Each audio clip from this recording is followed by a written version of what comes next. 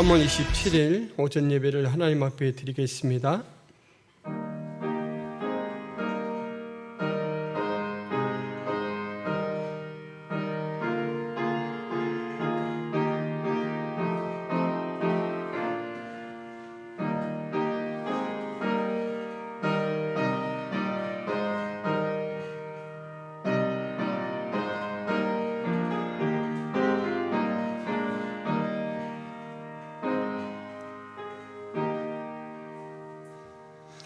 할렐루야. 그의 성소에서 하나님을 찬양하며 그의 권능의 궁창에서 그를 찬양할지어다. 그의 능하신 행동을 찬양하며 그의 지극히 위대하심을 따라 찬양할지어다. 나팔 소리로 찬양하며 비파와 수금으로 찬양할지어다. 소고치며 춤추어 찬양하며 현악과 퉁소로 찬양할지어다. 큰 소리 나는 제금으로 찬양하며 높은 소리 나는 제금으로 찬양할지어다. 호흡이 있는 자마다 여호와를 찬양할지어다. 할렐루야. 사랑과 은혜가 충만하신 하나님 아버지, 우리의 찬양을 받으시기에 합당한 하나님 아버지, 오늘도 저희를 예배 자리로 불러주시고 예배를 통해 하나님을 만나게 하신 것 감사합니다. 우리가 하나님의 하나님됨을 다시 분별하고 기억하며 우리의 모든 것들을 다하여 하나님을 경배할 수 있도록 도와주옵소서. 죄와 허물을 사하여 주옵시고 우리의 예배를 기쁘게 받아 주옵소서. 예수 그리스도의 이름으로 기도하옵나이다. 아멘. 일어나셔서 26장 함께 찬양하겠습니다.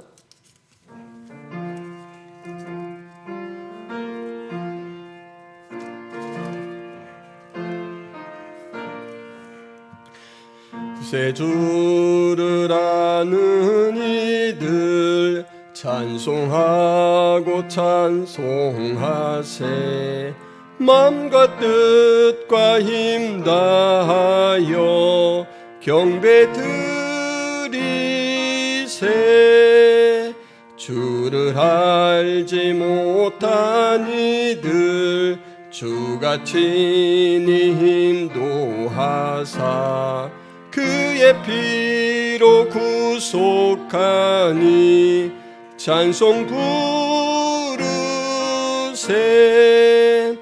약한 사람 도움받아 시험 중에 참게 되니 모든 죄를 이기림은 믿음뿐이라.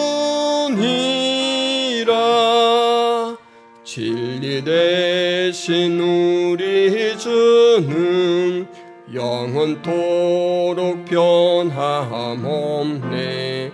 성도들아 주를 믿어 길이 섬기세. 교동문 12번 10편 19편 교독하시겠습니다.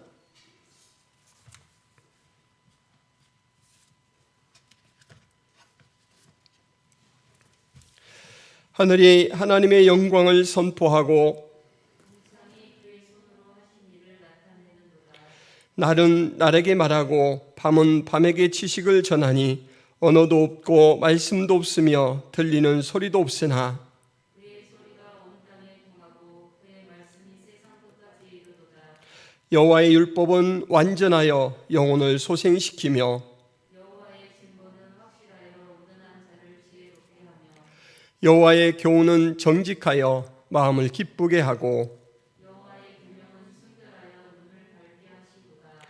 여호와를 경외하는 도는 정결하여 영혼까지 이르고 여호와의 법도 진실하여 다 이루오니 금 곧 많은 순금보다 더 사모할 것이며 꿀과 송이꿀보다 더 달도다. 아멘. 사도신경으로 신앙을 고백합니다.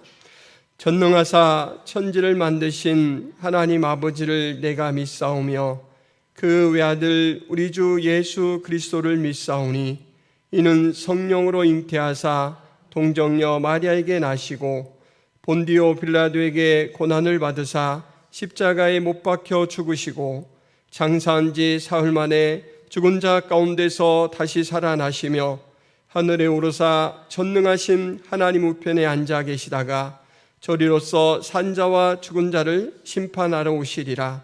성령을 믿사오며 거룩한 공회와 성도가 서로 교통하는 것과 죄를 사하여 주시는 것과 몸이 다시 사는 것과 영원히 사는 것을 믿사옵나이다. 아멘. 자리에 앉으셔서 388장 찬양하겠습니다.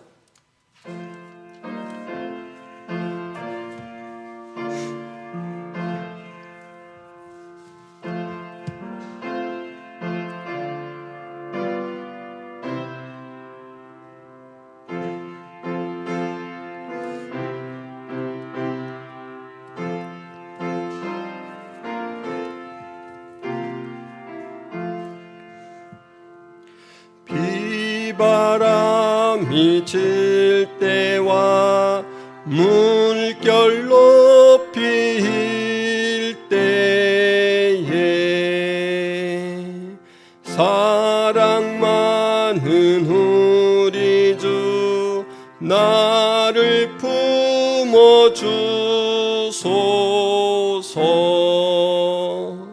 풍파 지나가도록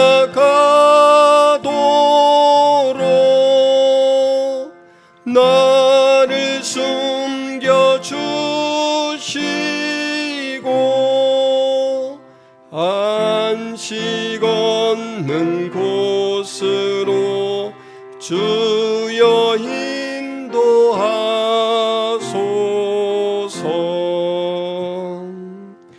나의 영혼 피할 때 예수밖에 없으니 혼자 있게 마시고 위로하여 주소서. 구주 의지하옵고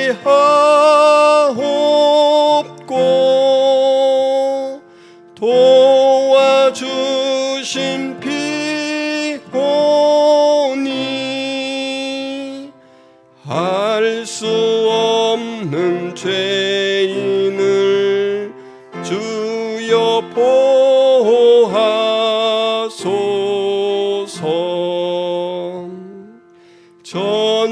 전능하신 예수께 나의 소원이 있으니 병든 자와 맹인을 고쳐주신 빕니다. 나의 죄는 죄악이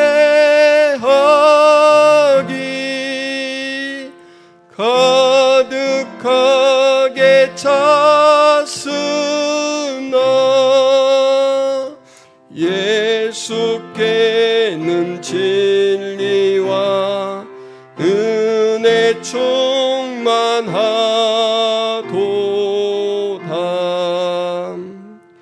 나의 죄를 사하는 주의 은혜 크도다. 생명수로 고치사 나를 성케 하소서. 생명수는 예수니 마시게 하시옵고 샘물처럼 내 맘에 솟아나게 하소서.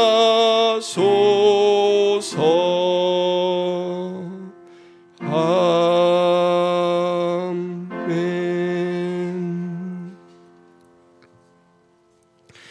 찬양을 받으시기에 합당하신 하나님 아버지, 무지하고 목매한 저희들에게 하나님을 아는 지식을 더하여 주시고 매 순간 우리의 삶에 개입해 주시고 인도해 주셔서 감사합니다. 죄와 싸우기는 하나 아직 피 흘리기까지 싸우지 못하고 때때로 죄에 넘어지고 그리하여 좌절할 때가 있습니다.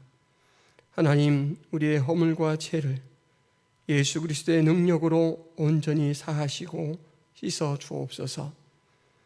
하나님 앞에 담대한 심령으로 나아가 말씀과 성령의 교통 속에서 새롭게 믿음이 강화되게 하시고 하나님이 부어주신 소망의 눈으로 천국을 바라볼 수 있도록 도와주옵소서.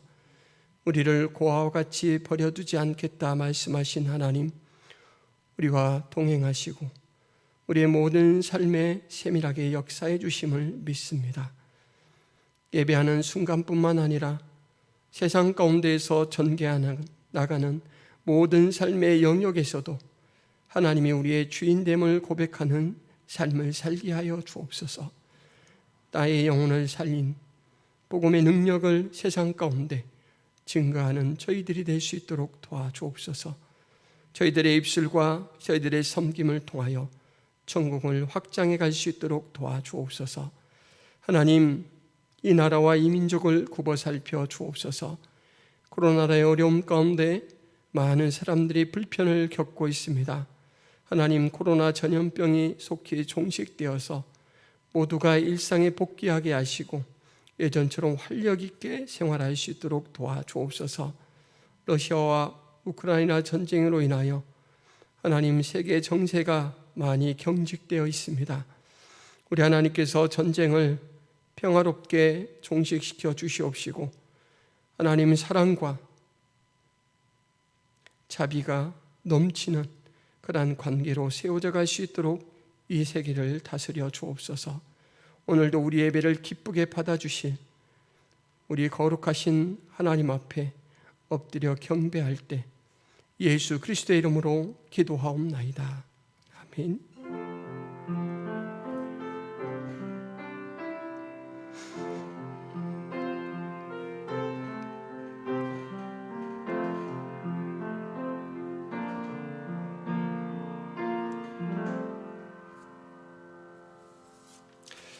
교회 소식을 말씀드립니다.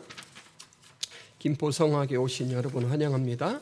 올해 교회 표어는 예수 생명으로 자라가며 예수 생명을 전하는 삶입니다. 성화에 맞춘 표어라고 할 수가 있습니다. 예수님의 생명을 풍성히 누리며 사는 그런 삶을 사시기를 바랍니다. 이번 주부터 온라인 성경 공부를 유튜브로 송출합니다. 매주 금요일 업로드 하려고 합니다. 길지 않게 간단하게 한 가지 주제만 이렇게 정해서 하려고 합니다. 매주 시행하는 전도를 위해서 기도해 주시기 바랍니다.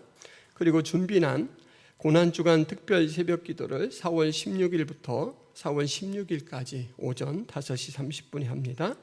서서울로회가 4월 18일 화성교회당에서 있습니다. 그리고 4월 17일 부활주일에는 성찬식을 합니다. 이상입니다. 오늘 하나님의 말씀은 마가복음 4장 35절부터 41절 말씀입니다. 마가복음 4장 35절부터 41절 말씀 제가 봉독해 드리겠습니다. 그날 저물 때에 제자들에게 이르시되 우리가 저편으로 건너가자 하시니 그들이 무리를 떠나 예수를 배에 계신 그대로 모시고 가매 다른 배들도 함께 하더니 큰 광풍이 일어나며 물결이 배에 부딪혀 들어와 배에 가득하게 되었더라. 예수께서는 고물에서 베개를 베고 주무시더니 제자들이 깨우며 이르되 선생님이여 우리가 죽게 된 것을 돌보지 아니하시나이까 하니 예수께서 깨어 바람을 꾸짖으시며 바다더러 이르시되 잠잠하라 고요하라 하시니 바람이 그치고 아주 잔잔하여지더라. 이에 제자들에게 이르시되 어찌하여 이렇게 무서워하느냐 너희가 어찌 믿음이 없느냐 하시니 그들이 심히 두려워하여 서로 말하되 그가 누구이기에 바람과 바다도 순종하는가 하였더라. 아멘. 오늘 말씀의 배경이 되는 곳은 갈릴리 바다입니다. 예수님과 제자들이 배를 타고 이동하는 중으로 이렇게 배경 설정이 됩니다.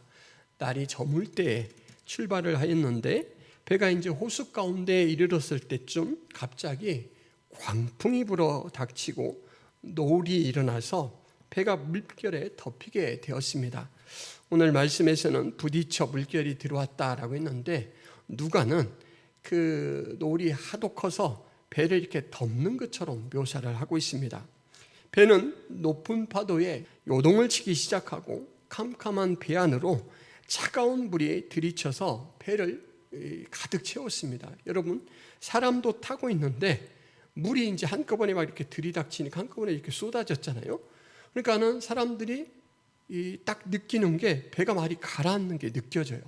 그리고 물을 퍼낼 이 시간조차 없고 배는 아직도 막 이렇게 파도가 치는 그 물살을 따라서 막 좌로우로 막 이렇게 휘어지게 되죠. 렘브란트라는 화가가 이 갈릴리 폭풍이라는 제목으로 그림을 그렸는데 이 상황을 잘 묘사해 주고 있습니다. 제자들은 어둠보다 깊숙한 두려움 속으로 광풍의 속도보다 빠르게 빨려 들어가고 있습니다. 필사적으로 예수님을 찾고 있죠. 여러분, 예수님이 어디 계십니까? 고물에 계셔요. 고물이라는 것은 배의 뒤쪽을 말합니다. 근데 예수님이 고물에 계시는데 베개를 베고 주무셔요. 베개를 베고 주무신다라는 것은 잠을 주무실 마음을 가지고 이렇게 딱 자세를 잡고 주무신다라는 것이죠. 예수님은 편안하게 주무시고 있는데 제자들은 아주 황급하고 다급하게 부르짖습니다. 오늘 마가복음 4장 38절에서는 뭐라고 부르짖냐면 선생님이여 우리가 죽게 된 것을 돌아보지 아니하시나이까. 이 말 속에 되게 급박함, 다급함이 배어 나오죠. 마태복음 8장 25절에서도 비슷합니다. 주여 구원하소서 우리가 죽겠나이다. 누가복음 8장 24절에 주여 주여 우리가 죽겠나이다. 되게 다급해요. 여기서 예수님에게 다급하게 선생님이여 주여 주여 주여 이렇게 부르면서 그들이 호소하는 것은 무엇이냐면 죽겠습니다. 예수님께서 잠에서 깨어나셔서 바람을 꾸짖으시고 바다들을 이렇게 말씀하십니다. 잠잠하라. 여러분 해보세요. 잠잠하라. 고요하라. 이 말을 하시고 나니까 어떤 일이 벌어집니까? 믿기 어려운 일이 일어납니다. 금세 바람이 잦아들고 물결도 아주 잔잔해졌습니다. 여러분, 어찌나 빨리 바다가 고요해졌는지 젖은 옷과 배에 들어차 있는 물이 아니면 조금 전에 발생했던 그 급박한 일들이 거짓말처럼 느껴질 정도로 고요함이 순식간에 찾아왔습니다. 너무 평온한 모습으로 변모한 바다를 바라보면서 제자들은 되게 의아해졌습니다. 어리 빠져 있는 제자들을 향해서 예수님께서 말씀하십니다. 잠잠하라, 고요하라. 이 말씀은 자연에 대해서 하셨는데 제자들에 대해서는 어떻게 말씀하시냐면 어찌하여 이렇게 무서워하느냐 이렇게 말씀하세요. 어찌하여 이렇게 무서워하느냐 이 말은 무서워하지 않아도 되는 상황이었다라는 뜻이 담겨 있는 것이죠. 그리고 또 말씀하십니다. 너희가 어찌 믿음이 없느냐. 이 말씀도 내가 너희에게 믿음에 대한 기대를 가지고 있는데 내 기대에 미치지 못한다라는 의미가 들어있죠. 예수님이 제자들을 향해 하신 이 두 말씀을 제자들은 잘 들었을까요? 제가 생각하기에는 아마도 주의력 있게 듣지 못했을 것입니다. 그들의 의식은 잠깐 전에 일어났던 그 상황에 머물러 있어요. 어떻게 이런 일이 생길 수 있는 거지? 생물도 아니고 사람도 아닌 바람과 물이 잠잠하라, 고요하라 하는 예수님 한마디에 정말 인격체인 것처럼 살아있는 것처럼 어떻게 순종할 수 있는 거야? 여기에 지금 머물고 있어요. 제자들은 서로를 향해 이 당황스러운 마음을 대화로 확인하고 있습니다. 야, 그가 누구이기에 바람과 바다도 순종하는가? 이런 의문을 가져요. 여러분, 오늘 제자들이 만난 폭풍은 역사에 한 번 있을까 말까 하는 특별한 폭풍은 아닙니다. 왜냐하면 이 갈릴리 바다는 이런 폭풍이 종종 불어요. 이스라엘 북쪽에 갈릴리 바다가 있습니다. 이 갈릴리 바다는 담수호인데 꽤 큰 편이에요.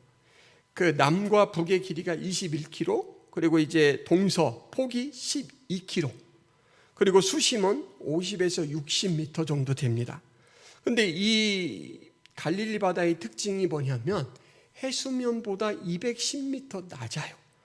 땅보다 훨씬 들어가 있는데 그것을 바다로 연결해 보자면 지중해 수면보다도 210m가 푹 꺼져 있는 거예요. 북쪽에는 이 골란고원이라고, 고원이라는 것은 이제 이렇게 한참 높은 지역이 쭉 유지되는 걸 이야기하잖아요. 이 골란고원은 높이가 1000m예요. 그러니까 1000m 되는 골란고원이 56km 정도 북쪽으로 쭉 연결되어 있습니다. 그리고 그 북쪽 끝에, 골란고원의 북쪽 끝에는 이스라엘에서 가장 높은 헬몬산이 있어요. 이 헬몬산의 높이는 2852m 정도 된다고 그래요. 이 헬몬산은 워낙 높기 때문에 사철 흰눈이 덮여 있습니다. 이 헬몬산에서 바람이, 그러니까 찬바람이 이렇게 밑으로 불기 시작할 때가 있잖아요. 56km를 이 골란고원을 타고 쫙 내려오다가 이 골란고원이 끝나는 마지막에서는 1000m의 단차가 있잖아요. 그런데 또 해수면보다 이 갈릴리 호수가 210m 낮잖아요. 그러니까 1210m 낮는 이 단차 때문에 이렇게 공기가 쭉 오다가 갑자기 툭 떨어지면서 쏠림 현상이 생기죠. 호수에 갑자기 많은 바람이 가속이 붙어서 확 내리칠 때가 있어요. 그런데 이 찬 공기가 더워진 갈릴리 바다의 이 공기가 더워졌을 경우 이제 만나서 충돌하면서 폭풍이 갑자기 발생할 수가 있다라고 합니다. 워낙 갑자기 발생하는 이 돌풍 성격이 있고 향방이 없기 때문에 이것을 만났을 경우 대처가 상당히 어렵다라고 해요. 헬몬산의 이 찬 공기 때문에 발생한 폭풍, 이 폭풍이 발생하면서 이제 너울도 크게 일어났죠. 그런데 저는 이 사건을 읽으면서 제자들이 이 폭풍을 경험하게 된 것이 그냥 우연히 그 폭풍이 발생했을 때 그곳에 있었기 때문만은 아니다라는 생각이 들어요. 예수님께서 제자들이 이 폭풍을 경험하도록 의도하신 게 아닌가라는 생각을 하게 됩니다. 첫째, 바다 건너편으로 가자라고 제안하신 분이 예수님입니다. 시작을 예수님이 하셨어요. 그리고 언제 출발을 했습니까? 날이 저물 무렵. 보통 이 바다를 밤에 항해하는 것은 꺼리잖아요. 그런데 저녁에 출발을 하셔요. 그리고 배에 오르신 예수님은 얘들아 밤이니까, 그리고 이 갈릴리 바다는 돌풍이 언제든지 일 수 있으니까 정신 바짝 차리고 항해해야 된다 라고 말씀하시고 진두지휘를 하시는 게 아니고 베개를 챙기셔서 고물에 가서 주무셔요. 이 세 가지 조건을 이렇게 함께 합쳐서 보자면 예수님이 어떤 상황이 되도록 좀 조성하고 계시다라는 생각이 듭니다. 상황이 발생했을 때 예수님이 상황 정리를 직접 하시는데 그때 예수님이 아주 특별한 행동을 하시죠. 그게 뭐냐면 자연에 대해서 명령을 내리십니다.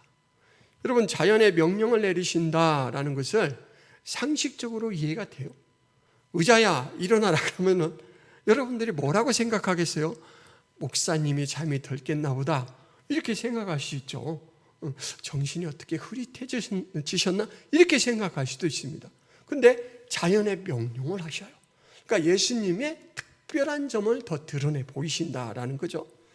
그 상황은 해결해 놓으시고 그 상황을 가지고 제자들에게 집중해서 두 가지 말씀을 하시죠.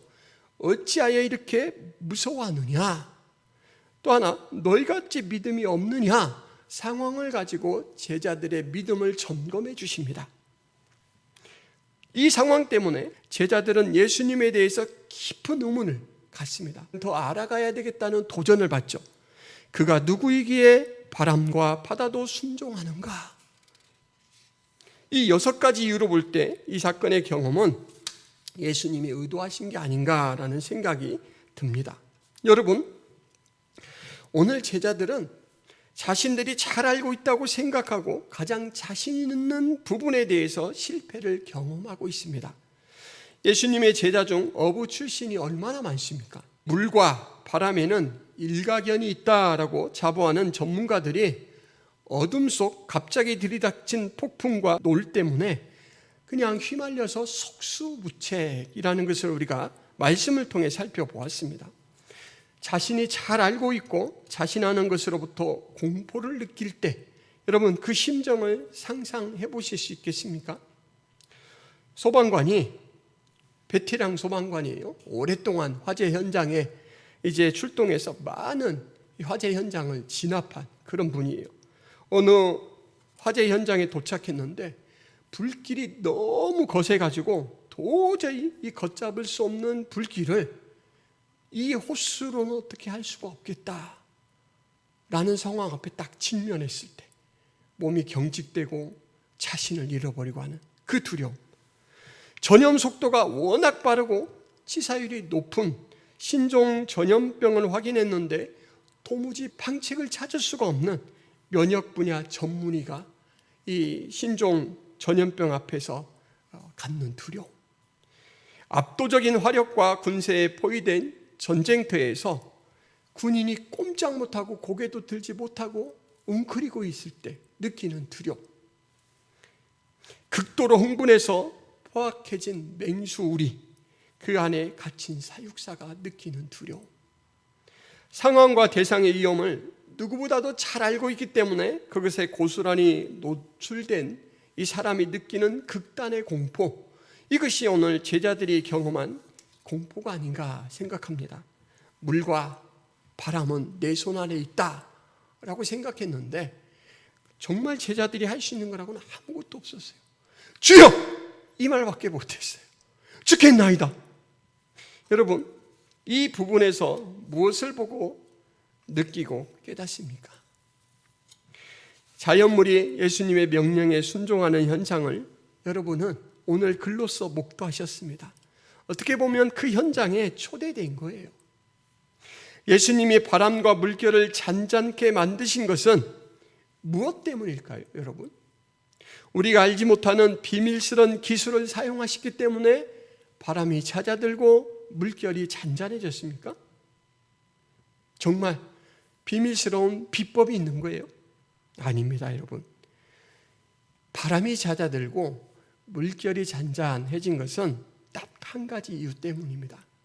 예수님이 그 자연의 주인이기 때문이에요.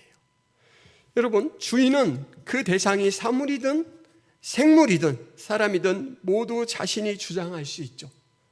노예에게 어디를 가라, 그럼 노예는 가요. 사물을 옮기고 싶으면 언제든지 옮기죠. 그것을 우리는 시간과 공간의 제약을 받고 능력의 제한을 받기 때문에 손을 써서 힘을 써서 물리적인 것을 동원해서 하지만 예수님은 하나님이시잖아요. 그렇기 때문에 주인의 권세로서 명령만 하시니까 무생물이 생물처럼 순종합니다. 오늘 예수님께서는 바람과 물결을 잔잔하게 하시는 역사로 우리에게 알리고자 하시는 것은 무엇이냐면 모든 것의 주인이 나다라는 거예요. 사물도 생물도 사람도 내가 주인이다. 그 얘기는 그것들이 어우러져서 만나는 상황도 내 손 안에 있다라는 거죠. 그러니까 어찌하여 무서워하느냐, 그 말은 얘들아, 모든 것의 주인이 나고 그 일으키는 섭리 속에 섭리자로 역사하는 존재도 난데 나와 함께 있는 너희들이 왜 이렇게 두려워하느냐? 마치 나의 보호를, 나의 사랑을 받지 못하는 것처럼 왜 이렇게 두려워하느냐라고 말씀하시는 거죠. 예수님의 말씀을 통해 믿음 부족이 두려워하게 된 원인이다라는 사실을 알 수가 있습니다. 어찌 이렇게 무서워하느냐 말 다음에 너희가 어찌 믿음이 없느냐라고 물으시죠. 그래서 이 두려움과 믿음의 연관성이 드러납니다. 여러분, 믿음이 무엇이기에 숨이 넘어가는 이런 상황에서도 믿음이 있으면 두렵지 않다라고 말씀하시는 걸까요? 믿음은 두 부분으로 나누어서 설명을 드릴 수가 있습니다. 첫째는 믿음은 받아들이는 수단이에요. 그러니까 예수님께서 나의 구원자다. 예수님께서 내 대신 죄를 해결해 주셨고 그 이제 공로가 나에게 전가된다라는 것을 받아들이는 방법이에요. 수단. 이것이 수단으로서의 믿음이라면 다른 차원의 믿음이 있는데 그 믿음의 대상을 아는 것, 그리고 그 믿음의 대상을 신뢰하는 것입니다. 이것은 이제 대상을 나와 유효한 관계로 받아들이는 것이 수단이었다면 이것은 내용으로서의 믿음이라고 할 수가 있습니다. 오늘 예수님께서 바람과 물결을 잔잔케 하셔서 확인시켜 주신 것은 믿음의 어느 측면일까요? 수단적인 측면일까요? 내용적인 측면일까요? 내용이죠. 나다. 나. 만물의 주인 나다라는 거예요. 신뢰의 대상이신 예수님에 대하여 더 충분히 계시해 주신 것이면 신뢰의 요소를 강화시켜 주신 거예요. 예수님의 명령은 물리적으로 바람과 물결을 잔잔하게 했죠. 그런데 여러분, 여기서 잔잔해진 것이 바람과 물결밖에 없습니까? 주여! 이렇게 놀랬던 제자들이 어떻게 됐어요? 이 잦아든 바람과 물결이 잦아든 이 상황 속에서 잠잠해졌어요. 그러니까 물리적으로는 바람과 물결이 잠잠해졌지만 제자들의 심리와 영적인 잠잠함을 만드는 결과가 일어나고 있습니다. 제자들의 물리적인 목표는 어디였죠? 바다 건너편. 바다 건너편이었어요. 도착했나요? 아직 도착하지 못했죠. 바다 가운데 있으니까. 그런데 그들이 물리적인 목표지에는 도착하지 못했는데 다른 한 곳은 도착했습니다. 그것이 무엇이냐면 예수님이 의도하신 또 다른 목표, 예수님에 대한 믿음의 한 차원의 성숙에 도달했습니다. 그가 누구이시기에 바람도 물결도 잔잔해지는 것이지. 돌발적인 자연현상 때문에 꽉 찬 두려움 사로잡혀 있었죠. 그것을 해결하는 과정을 통해서 제자들은 다른 두려움을 만납니다. 두려워하며 그가 누구이기에 순종하는가라고 했다라는 두려움이라는 말이 있죠. 여러분, 두려움이 두 개의 실체로 지금 제시되고 있습니다. 폭풍을 만나서 갖는 두려움, 이 두려움의 실체는 공포죠, 공포. 우리가 살아가면서 많이 느끼는 공포. 그리고 예수님을 만나서 그들이 갖는 두려움은 공포가 아니라 경외죠, 경외. 이 경외, 두 번째 두려움의 실체인 경외를 경험한 사람은 앞에 두려움의 실체인 공포를 만났을 때 예수님께서 물결과 바람을 잔잔하게 해주시면서 마음을 잔잔하게 만들어 주신 것처럼 그 잔잔한 마음을 유지할 수가 있습니다. 여러분 한번 잘 생각해 보세요. 만물의 주인이 하나님이시고 그 만물과 또 생물과 사람들이 어우러져서 만드는 상황이 하나님의 섭리 안에 있다라고 한다면 나만 직면한 게 아니잖아요. 나를 사랑하시고 나를 보호하시는 하나님이 하시는 가운데 있는 일이에요.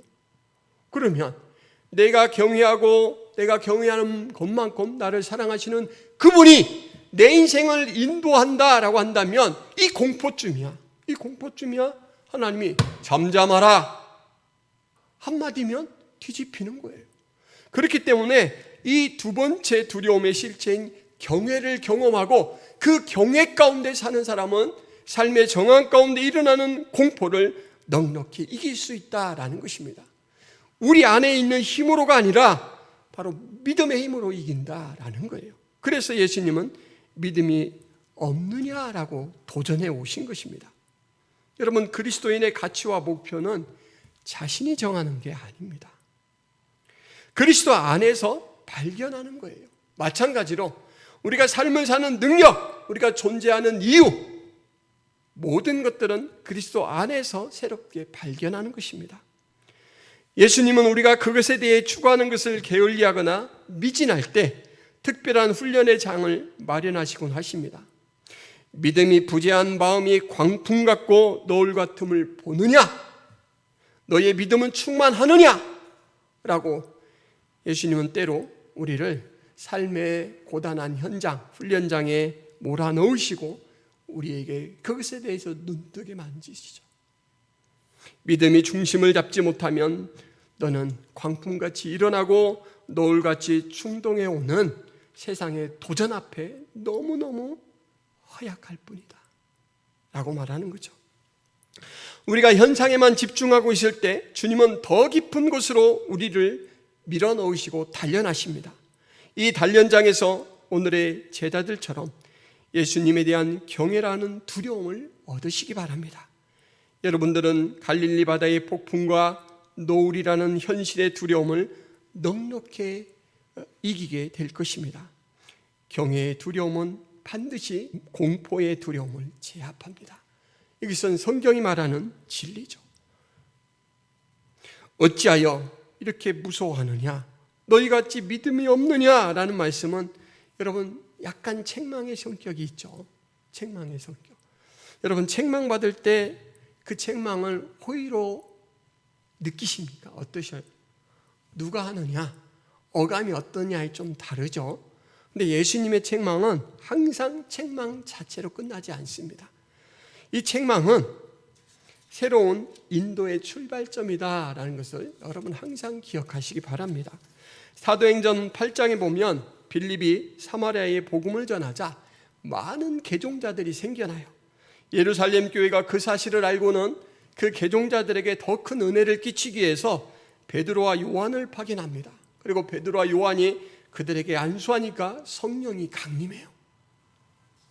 사도들이 안수하자 성령이 임하는 것을 지켜보고 있던 새로 개종한 시몬이라는 사람이 보고는 깜짝 놀랐어요. 이 사람은 이전에는 마술을 행해서 사람들 앞에 되게 주목을 받고 인정을 받았거든요. 그러니까 이제 마술이 아니라 내가 그리스도인이 됐지만 이 능력을 내가 행하면 훨씬 더 사랑받고 인정받겠다 이런 마음이 들었어요. 그래서 사도들에게 돈을 몽땅 갖다 바치면서 이렇게 이야기하죠. 사도행전 8장 19절 같이 읽습니다. 이 권능을 내게도 주어 누구든지 내가 안수하는 사람은 성령을 받게 하여 주소서. 현상만 보고 성령 강림을 특별한 능력의 소유로만 착각하고 탐하는 시몬에게 베드로가 말합니다. 내가 하나님의 선물을 돈 주고 살 줄로 생각하였으니 내 은과 내가 함께 망할지어다. 하나님 앞에서 내 마음이 바르지 못하니 이 도에는 내가 관계도 없고 분깃될 것도 없느니라. 그러므로 너의 이 약함을 회개하고 주께 기도하라. 혹 마음에 품은 것을 사하여 주시리라. 내가 보니 너는 악독이 가득하며 불의에 매인 바 되었도다. 여러분, 베드로의 말은 책망이 분명해요. 근데 이 책망은 뭘로 이어지냐면 너의 이 약함을 회개하고 주께 기도하라. 혹 마음에 품은 것을 사하여 주시리라. 회개하라 라는 인도, 그리고 주께서 사해 주실 때까지 기도하라 라는 말이죠. 예수님의 제자인 베드로도 책망으로 끝나지 않고 인도로 연결을 시킵니다. 우리를 사랑하시는 예수님은 더 하시죠. 예수님은 우리를 좋은 환경, 나쁜 환경, 모든 환경 속에서 항상 선한 길로 인도해 주신다라는 것이죠. 여러분, 예수님은 만물에 대해서도 나에 대해서도 이 교회에 대해서도 주인이십니다. 모든 만물에 대하여 주인의 권세와 능력을 행하시는 분입니다. 그러므로 여러분, 그를 신뢰하시기 바랍니다. 모든 상황 속에서 그를 신뢰하시기를 바랍니다. 바람도 위기고 노을도 위기고 어둠도 위기지만 그 위기 속에서 주님은 그들과 함께 하셨죠. 마찬가지로 우리의 모든 위기 상황 속에서 예수님은 우리와 함께 하십니다. 주님 말씀에 순종하시기를 바랍니다. 우리는 자연보다 나은 인격체로 지음받은 존재고 주님의 보호와 사랑을 받는 존재입니다. 그러므로 우리의 순종은 보다 나아야 돼요. 늘 현재 진행형의 보호와 인도가 우리의 삶에 임하고 있다라는 사실을 기억하시기를 바랍니다. 주님은 폭풍을 잠잠케 하시는 역사로 우리 마음을 평온케 하시며 주님의 어떠하심을 깨닫게 하시는 역사로 세상의 공포에 맞설 용기를 우리에게 주시죠. 그를 아는 것, 그가 만물의 주인이고 그가 나를 사랑하시는 분이고 그가 온 우주 역사를 다스리시는 섭리자다라는 것, 그걸 아는 것, 그 믿음의 내용, 그것이 여러분 인생 항해의 나침판이 되시기를 바랍니다. 그 믿음이 여러분 인생 항해의 동력이 되기를 바랍니다. 그 믿음이 여러분 인생 항해의 피난처가 되시기를 바랍니다. 그러면 믿음 안에서 폭풍우가 치고 노을이 질 때도 놀라지 않고 방해받지 않고 고요히 잠들 수 있는 그 주님의 평화, 그것이 여러분들 것이 될 것입니다. 여러분, 위기와 실패를 만나 실어증 환자가 되는 것은 그리스도인의 참 모습이 아닙니다. 그리스도인은 모든 상황 속에서 고개를 들어야 합니다. 주님, 말씀하십시오. 주의 종이 듣겠나이다. 그런 믿음으로 사실 수 있기를 바랍니다. 기도하겠습니다. 하나님, 오늘 갈릴리 폭풍 속에서 주님이 어떤 분이심을 나타내 주신 것을 보았습니다. 이 인생의 훈련장에서 주님은 그들의 믿음을 단련하시고 새로운 경지로 이끌어 주신 것을 봅니다. 바다와 물결만 잔잔해지는 것이 아니라 그것 때문에 놀라고 두려웠던 제자들의 마음도 잔잔해지게 만들어 주셨고, 세상 가운데 벌어지는 상황 속에서 느끼는 공포가 아니라 새로운 두려움, 하나님 경외함을 깨닫게 하셔서 그 경외함으로 세상 가운데 모든 공포를 넉넉히 이길 수 있는 믿음을 저희에게 허락해 주신 것 확인하였습니다. 하나님, 저희가 그 믿음을 동력으로 삼게 하여 주옵소서. 그 믿음을 나침판 삼게 하여 주옵소서. 그 믿음을 피난처 삼게 하여 주옵소서. 주님이 폭풍우 가운데서도 전혀 놀라지 않고 방해받지 않고 고요히 잠들 수 있었던 그 평화가 우리의 것이 되게 하여 역사하여 주옵소서. 예수 그리스도의 이름으로 기도하옵나이다. 아멘. 다 같이 일어나셔서 54장 함께 찬양하겠습니다.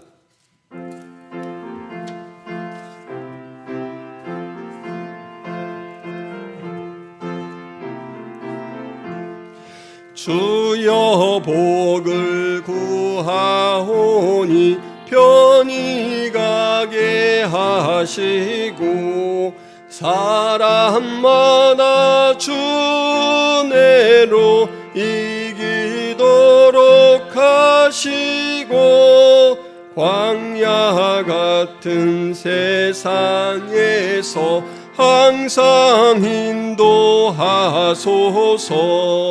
주여 복된 말씀 듣고 무한 감사합니다. 구원받은 주의 성도 열매 맺게 하시며 하나님이 우리 함께 항상 계시옵소서. 아멘. 하나님 아버지, 만물의 주인 되신 하나님께서 주의 능력과 사랑으로 우리의 쓸 것을 공급해 주시는 것을 저희들이 압니다. 하나님 앞에 준비한 헌금을 드림으로 우리가 하나님의 공급하시는 힘으로 살아가고 있습니다 라는 것을 고백할 때 우리 하나님 영광받아 주옵소서. 더 많은 것들을 맡겨주실 때 충성으로 잘 감당하여서 하나님을 기쁘시게 하는 저희들이 되게 하여 주옵소서. 하나님, 세상의 것에 노예가 되지 않게 하여 주옵소서. 세상의 것으로 우리 하나님을 기쁘시게 하고 하나님 나라를 확장해 갈 수 있는 그런 믿음으로 살 수 있도록 도와주옵소서. 이제는 예수 그리스도의 은혜와 하나님 아버지의 크신 사랑과 성령의 감화 감동의 역사가 믿음으로 살기를 다짐하는 김포성화교의 모든 성도들 머리에 만물의 주인이 하나님이심을 알고 그 하나님을 잇대어서 넉넉하게 경외로 공포를 이기고 담대한 신앙인으로서 살기를 다짐하는 주의 거룩한 백성들 머리에 이제로부터 영원토록 함께 있을지어다. 아멘.